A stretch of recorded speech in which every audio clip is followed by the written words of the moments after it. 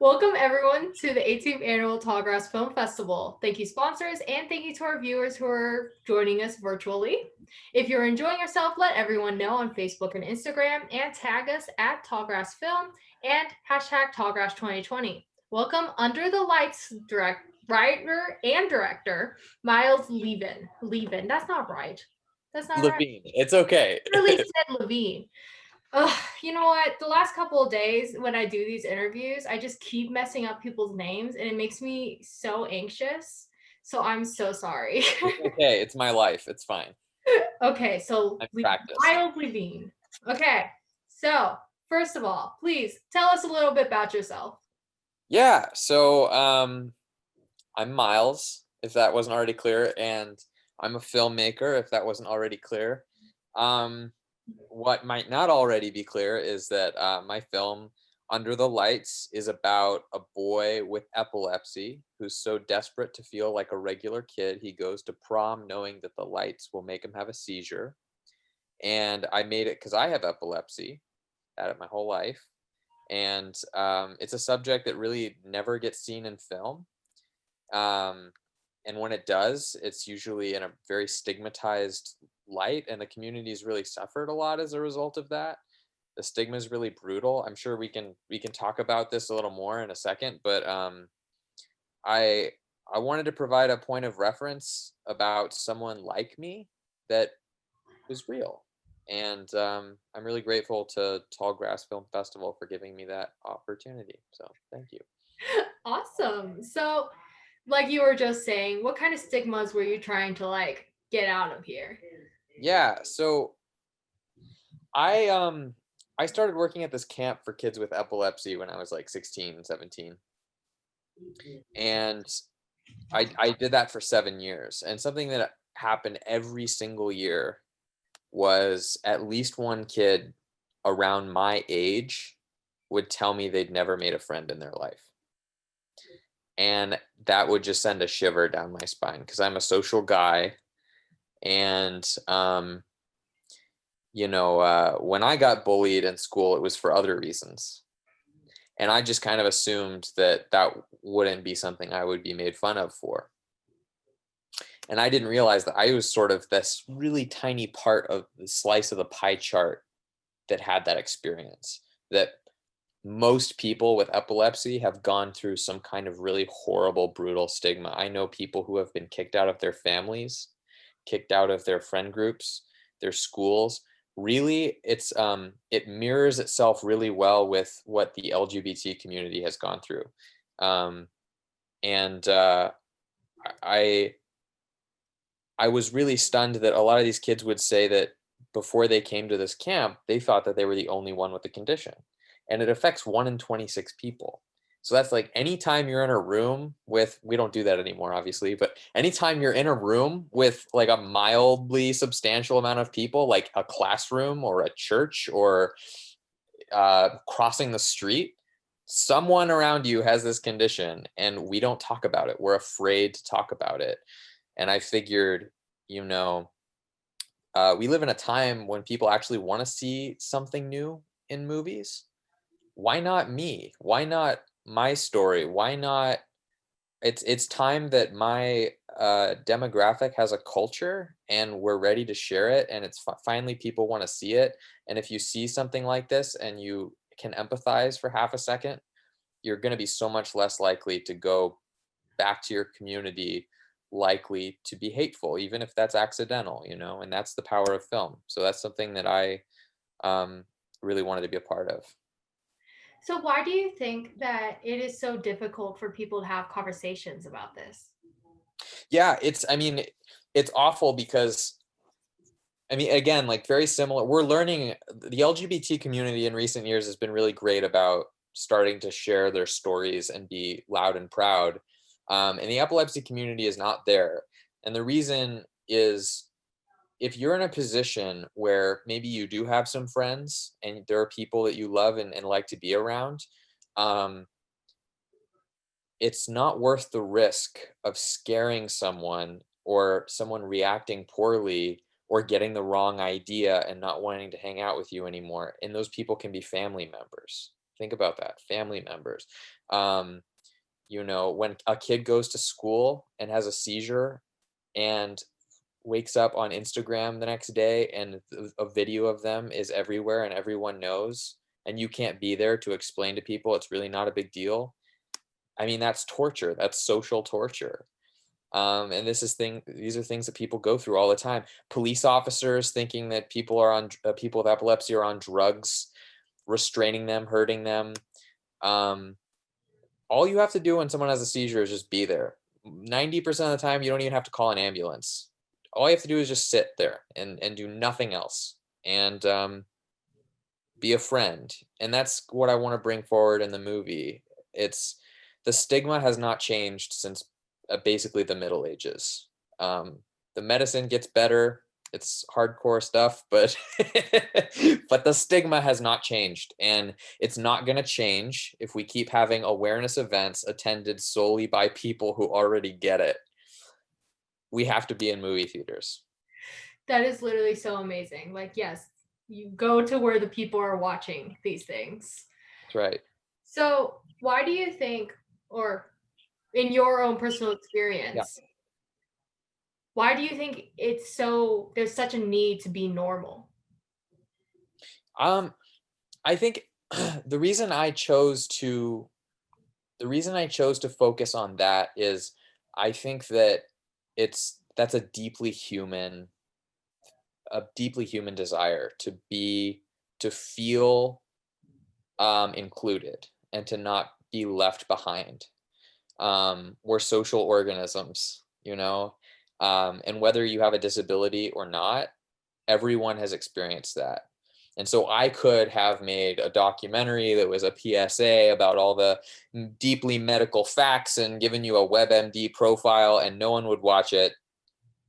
And I don't come from a documentary background, and or I could go with my strength and I could tell a narrative fictional story um, about something that everyone can connect with. And that's what I chose to do, because I feel like the experience of having a disability, I think anyone would tell you, is the experience of sitting back and watching everyone else go about their daily lives doing things you'll never do and not knowing how lucky they are. And the purpose of the film is not to guilt anyone.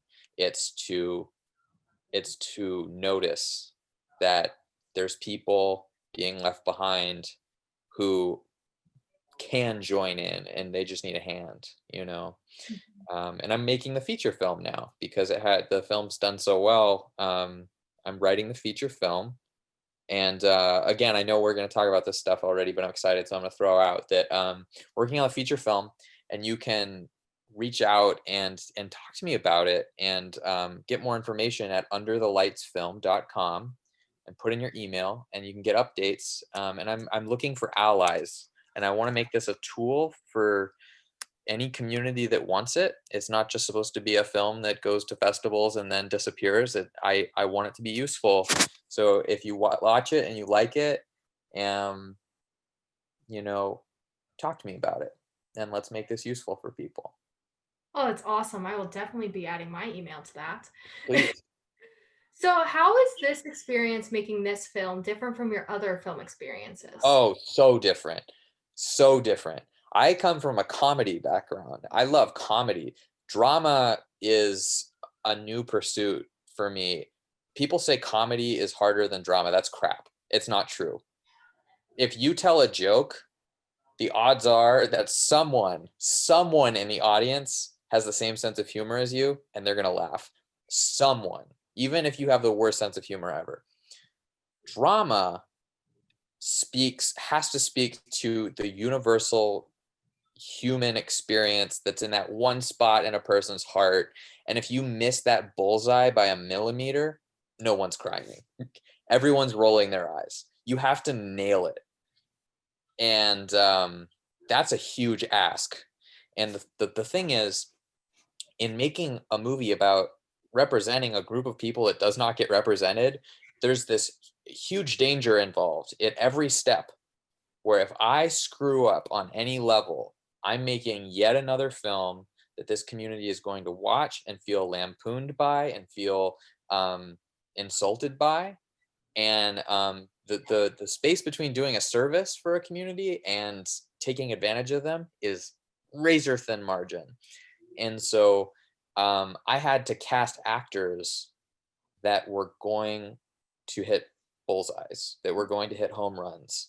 Um, and I was not going to put them on stage unless they came to know this community on a very intimate level, and could show me that they would, and they surpassed my expectations. Um, I I can't believe that I got to work with these people. Pierce and Alyssa, their background is actually with Disney Channel, which was they were child stars, and the that was entirely coincidental. But as people, they've become epilepsy advocates in their own right as a result of being a part of something and learning about people they didn't know about. And I'd say if nothing else comes from the film, that's something I'm very proud of. But it was a very difficult film to make. We built the set. People who have watched the film know that the end is there's a scene in there that's it's a little difficult to describe how we did it, but you'd be surprised at how much of it's practical and not visual effects. Um, we pulled off some crazy stuff. so Yeah, so you it, did. yeah, and I'm very proud of it. I really wouldn't change a thing about the film, and I have never been able to say that about any of my work. So how were you trying to figure out how to nail that bullseye, as you were gonna say? Um, so again, I had the film lives or dies on performances. It's all dialogue, right? So if any of it is unrealistic, I've done a disservice to my community, and I've done a disservice to myself by making a bad film. A memorable moment for me was taking Pierce. We were preparing for sort of that climactic scene at the end, and he has a photographic memory, and so he'd seen me have little seizures all the time. And I said to everyone, okay, Pierce and I are going to go learn how to have seizures. And we went into a side room and we sat, and I said, I put his arms on my forearms, and I said, what do my arms feel like? What do you think my arms feel like when I do this?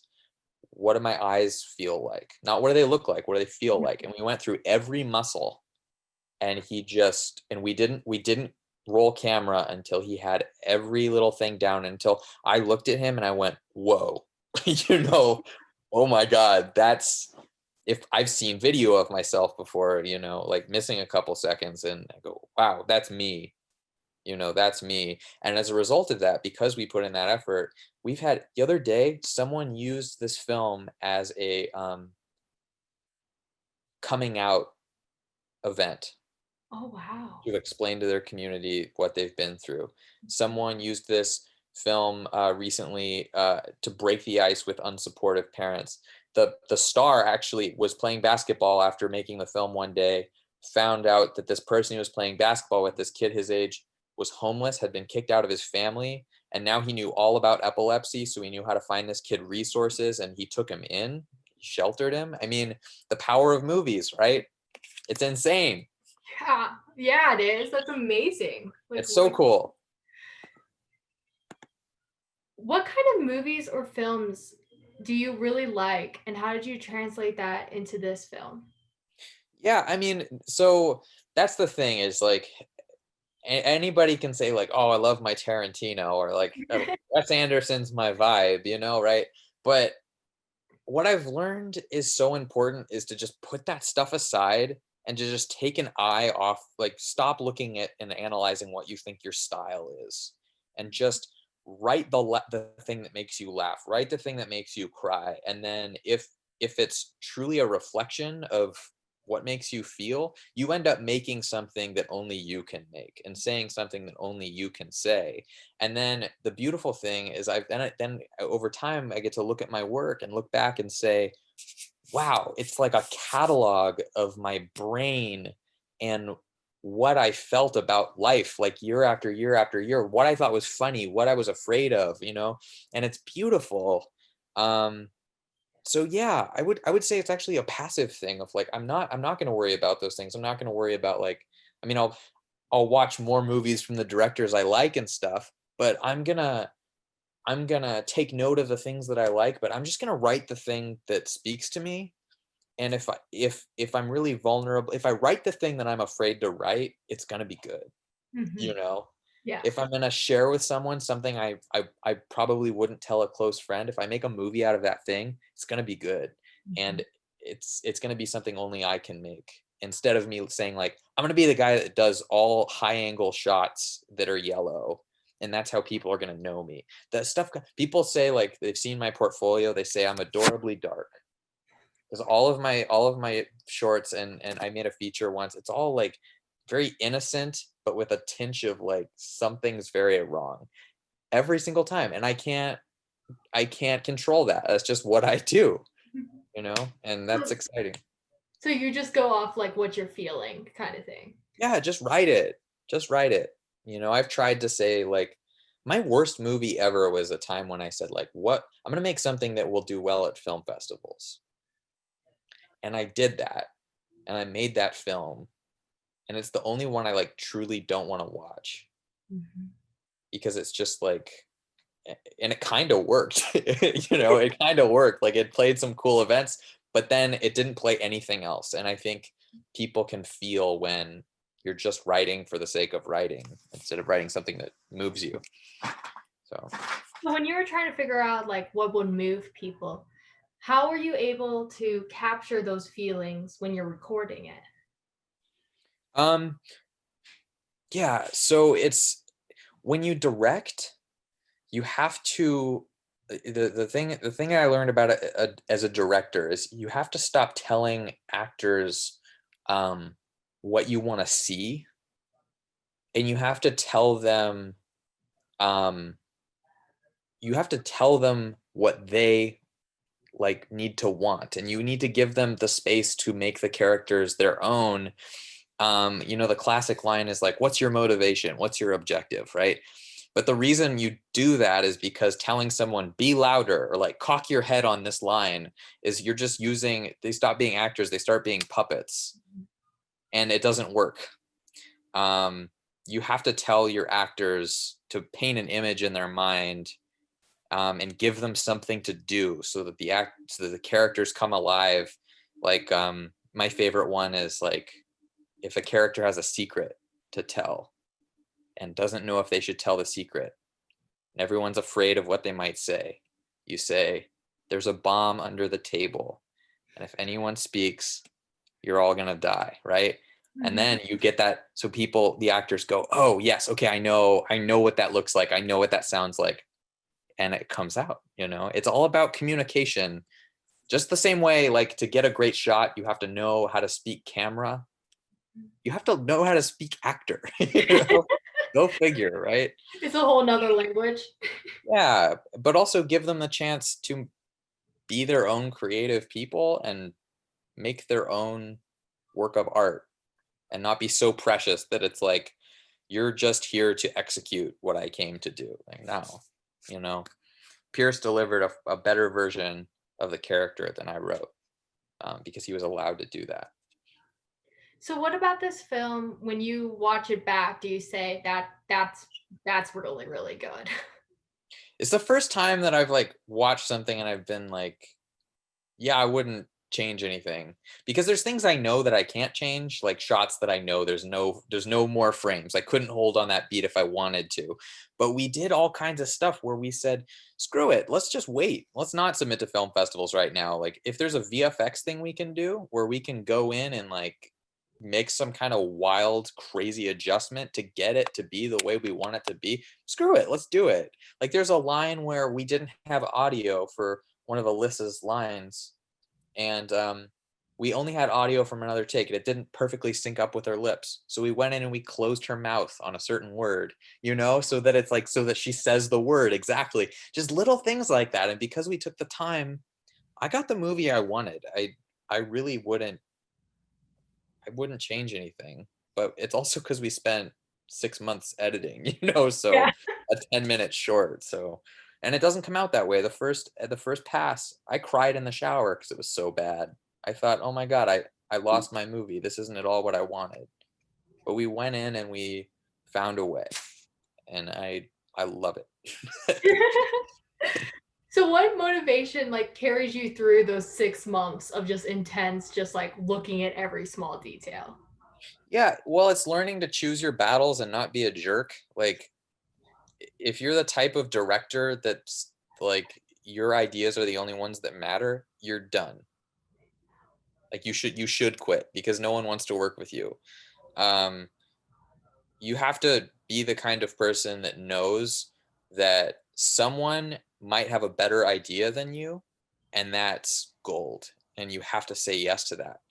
Um, someone is gonna I have a policy that's like, if the boom operator knows how to change a performance to fix something that we're all struggling with, if they're gonna be polite about it, like, please, for the love of God, tell me, you know? So in the edit, for example, it takes 6 months. You know, I know that my editor is someone that I trust, and they're here because they're great at it. So if they feel really strongly about something, unless it's deep in my gut that says, no, this is wrong, go for it. Take that idea, run with it, you know. Choose your battles. Don't argue about meaningless crap.